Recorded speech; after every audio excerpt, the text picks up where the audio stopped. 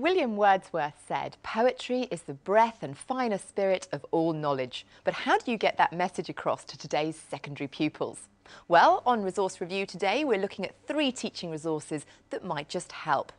They are a website featuring an audio-visual presentation of poems, a web-based puzzle generation tool, and a poetry competition.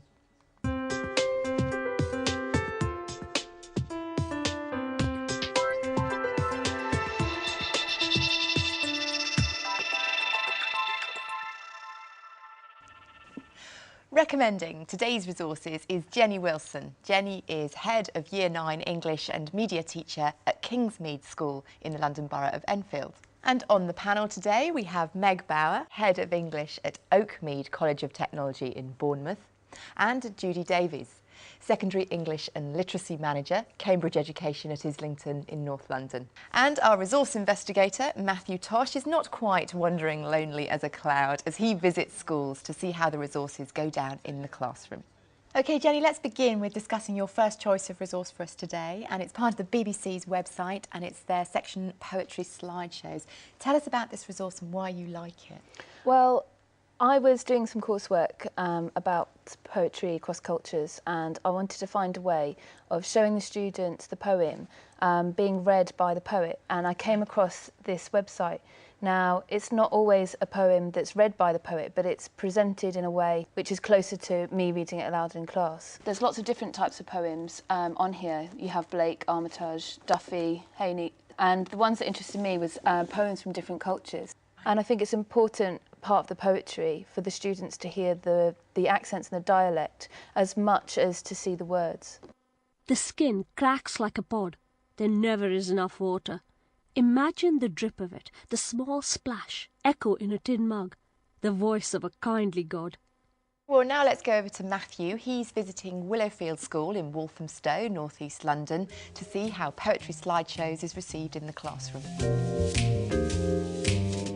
Well, I'm here at the school and we're going to see Lucy Evans with her Year 11 class looking at the BBC Poetry Slideshow. Let's see how they get on. We're going to think about the images in the poem, okay? So have a reread of the poem. We're then going to have a look at this slideshow, okay? So then, Lucy, tell me how you've been using the slideshow today.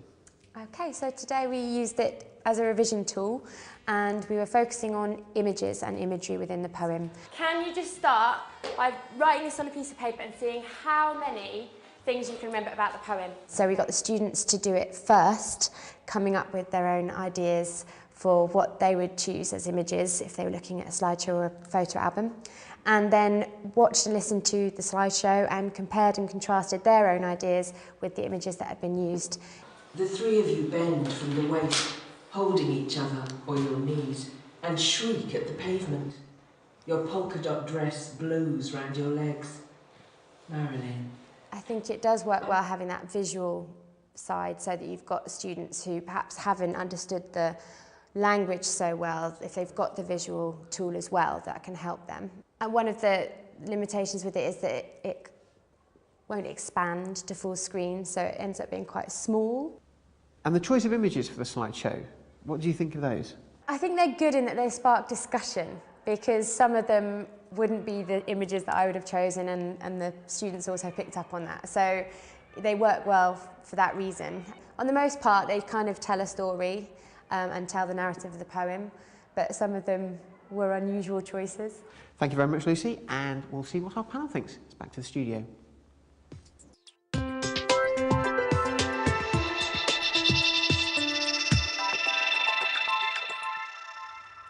So Meg, what do you make of the BBC's Poetry Slideshows? To be honest, I was a little bit sceptical at first because every time I've gone on the Biteside, their focus is very much the AQA-A syllabus and we do the AQA-B. But the Poetry Slideshows have actually been really useful, not just necessarily to go alongside the poems, but as an introduction to the poems, just to show individual images and get students thinking about what the poem might be about or what sort of images might be used within the poem, and then showing the slideshow again with the subtitles on so they can kind of make the links between those. The other ones that I've looked at are the Wilfred Owen and William Blake ones, which I found very useful because they give some socio-historical background as well, so they really get it in context. So it's not just about the images in the poem, it's also the time that the poem was written. Judy, what were your thoughts? I agree that it's a lovely resource, and I think it's to be used in classrooms, but I still think it needs a good teacher behind it. My worry is that with some of the pictures that it takes away the wholeness of the poem. I would, for instance, advise teachers not to use the subtitle button, which is there, where you have one line of the poem at once. I think that's a shame, and I think it's nicer to see the whole. If they could somehow put the whole poem as well, that would be lovely. And the images are beautiful, though. I would say, for instance, the presents from my aunt, the sari as half an orange. Well, I don't think that's quite what the poet was wanting. So it's a too literal interpretation of the imagery. That you can end up with rather a too literal picture. However, it's lovely, and it's so much more than the teacher in the classroom can give. Thank you all very much. Well, now let's move on to Jenny's second choice of resource for us today, which is an online puzzle generator. So explain this resource to us, Jenny. When I came to London to teach, I kind of thought I wanted to put some games and starters into the lesson. And for poetry, it's really good because you can pick out keywords from the poem, or if they're comparing two poems, you can take the themes and put those words in it. Or just as a starter, you know, just to remind the students of alliteration, rhyme, rhythm. There are lots of different types of puzzles that you can have for free. Okay. I most often use word search. It takes a matter of a minute to do. You can copy and paste it into a Word document. Right. You can either print it off and give it to individual students, or what I like to do is have it on the interactive whiteboard. And this is really just facilitates that introduction to the class and to get them thinking about the right words. And this is a free version of the resource online. There is actually a version that you can buy, isn't there? A slightly enhanced version. Yeah, anyone can use this one. Okay. It's free and it's easy to use. Thank you. Well, let's return to Matthew at Willowfield School to see what they make of the puzzle generating website.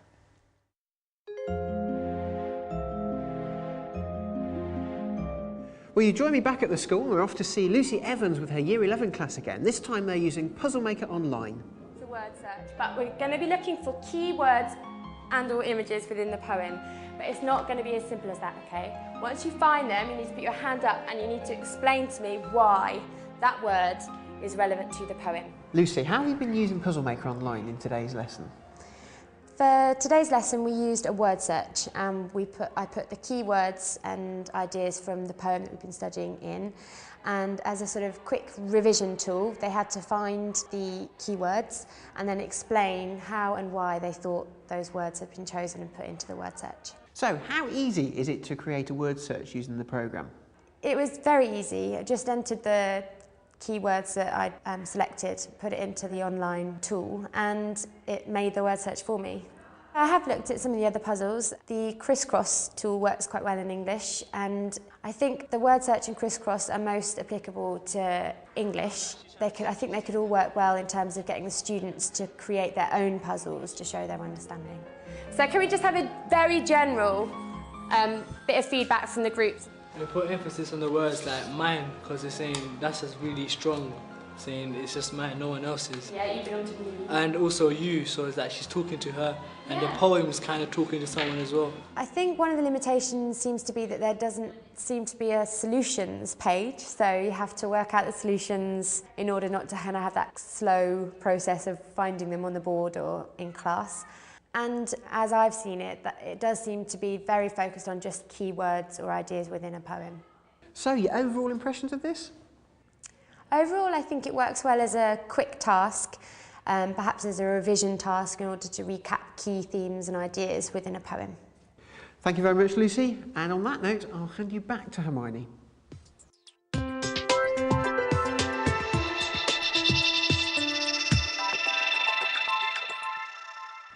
Well, Judy, do you think these online generated puzzles can be useful for teaching poetry?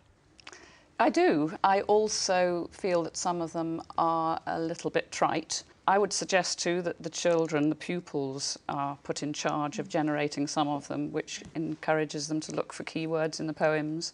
The one I like particularly is tiles, and the reason for that is that it is using bits of words that stay in the same order. Meg. At our school, we've got a link to them for all teachers to access, and I know that they're used quite a lot for literacy across the curriculum within other subjects. And have you used them for poetry? We have used the word search quite a lot for poetry as a reminder of poetical terms, and also the crisscross. It's very good in terms of focusing on the understanding of the words within the poem and also kind of what the poem's actually about, so using that as a plenary after actually studying a poem. What do you think about the presentation? Because it's not a great font. I don't know if you can muck about with the font. If you transfer it over into Word, you can change. I do tend to copy-paste it into Word. Yeah. I prefer to use this over something else. It's just how quick it is. OK, thank you. Well, now let's move on to Jenny's third choice of resource, something a little bit different, Jenny, a poetry competition.